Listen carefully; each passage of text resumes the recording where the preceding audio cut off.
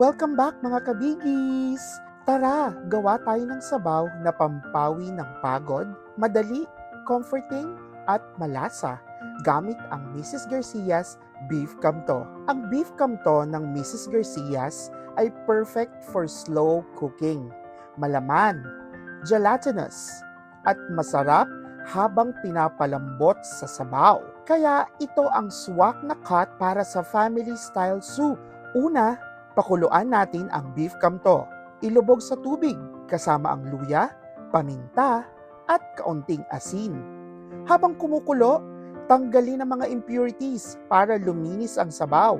Pagkatapos, lagyan ng kaunting toyo, dagdag umami na magpapalasa lalo sa sabaw. Palambutin ng baka ng dahan-dahan. Bago tuluyang lumambot, idagdag ang patatas at carrots. Pakuluin pa ng 5 hanggang 10 minuto o hanggang fork tender na ang lahat. Alam nyo mga kabigis, ito ang recipe na tinuro sa akin ng nanay ko.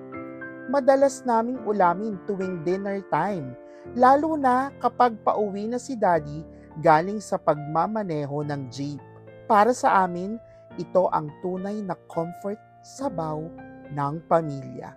Pagkatapos maluto, ilagay sa malaking bowl at lagyan ng spring onions sa ibabaw.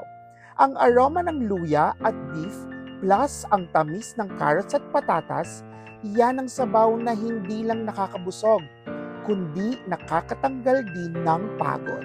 Beef camto, madali, sulit at punong-puno ng alaala gamit ang Mrs. Garcia's Beef Camto. Ako si Chef Joel at tandaan, hindi lang basta luto, i-level up ang dishes with food styling and plating. Dahil para sa akin, bawat plato, may kwento.